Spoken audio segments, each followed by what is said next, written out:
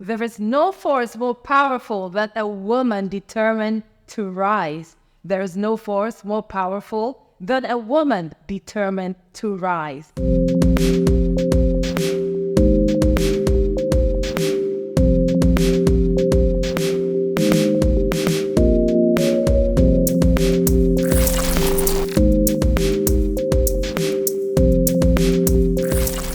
Hello, wonderful people. It's me again, REFLO'S MS CANDID, and I am here to help you find your true self.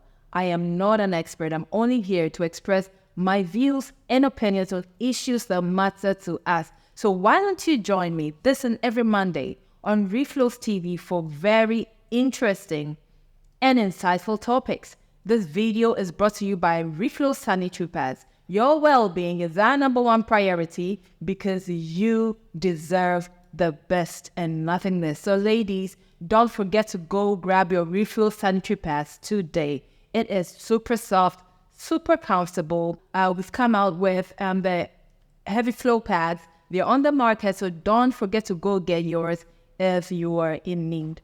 All right, people, so today we're going to talk about my REFLO'S Shero.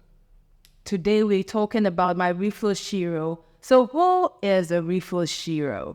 A REFLO'S Shero is a REFLO'S female hero, okay? And for me, a woman that really stands out for me is Yaa Asantewaa the Fifth. Yaa Asantewaa the Fifth of the Ashanti Empire. She was the queen mother of Ejisu in the early 1900s, and she was also the war leader of the War of the Golden Stow. So at that time, the king of the Ashanti Empire had been exiled to the Seychelles by the British, and a secret meeting was held by the Council of Elders and Kings to discuss how to go get their king. So they invited Yaa Asantewaa. She was a woman, but then she was also a queen mother. So she was invited to partake in the secret meeting. And when the men finished talking, she just got up and said that, how can you all sit down? How can you all watch whilst the British humiliate us by seizing our king and by asking for the Golden Stow? The Golden Stow represented the Ashanti Empire, and it was so dear to them, or is so dear to them.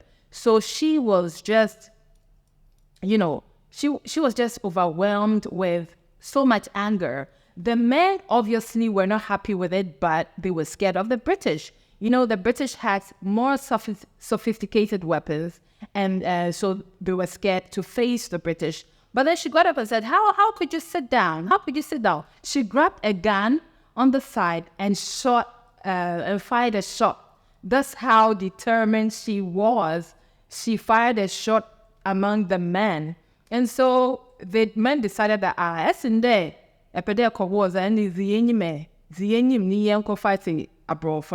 So then she was chosen. It was a unanimous decision. She was chosen to lead the Ashanti Empire to go face the British, who had more sophisticated weapons, mind you. So for me, Yaa Asantewaa is an epitome of power and strength and bravery and courage. And, she was able to stand up against the British whilst men and kings were cowering.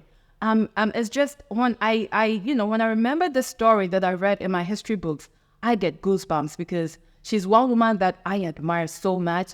And although I haven't reached that level yet, I find myself in her.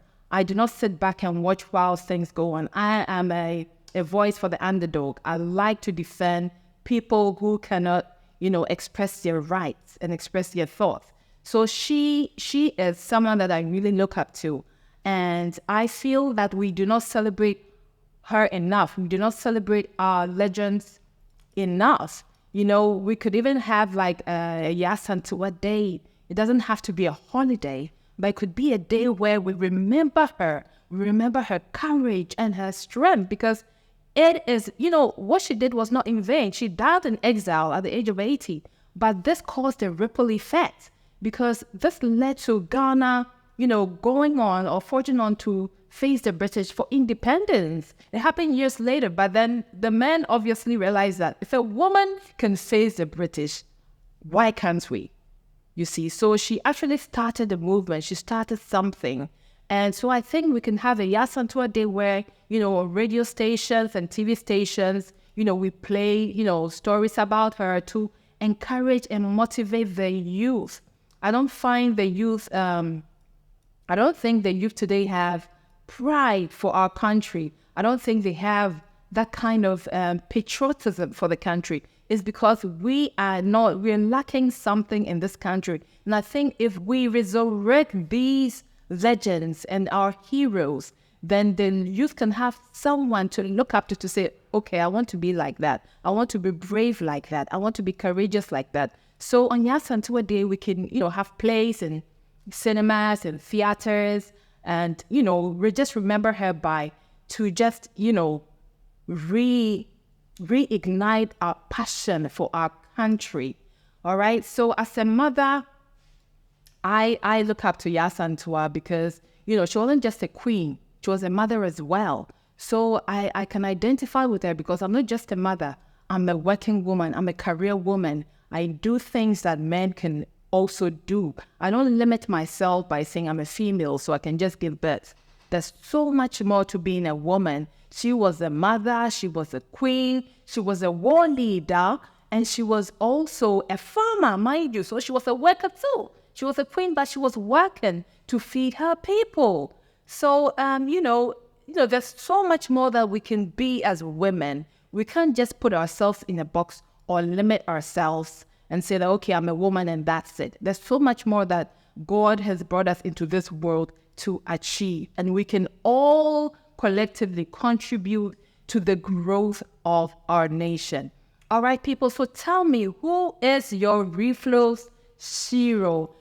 Don't hesitate to drop your comments down below. I will be so happy to respond to them. This video is brought to you by REFLO'S Sanitary Pads. Your well-being is our number one priority because you deserve the best and nothing less. For bulk purchases of our REFLO'S Sanitary Pads, you can contact REFLO Company Limited on 055 111 1169. 055 111 1169 for bulk purchases. The company can be located at Medina towards the Maya Hot Junction. So if you want to purchase in bulk to sell, you can contact them on 055 111 1169. All right, people. So don't forget to like this video and don't forget to drop your comments below. And also do not forget to share and to subscribe to this video. All right, before I go, let me remind you that you're one in a billion and there is no one in this world who is exactly like you. Catch you next Monday. It's bye-bye for now.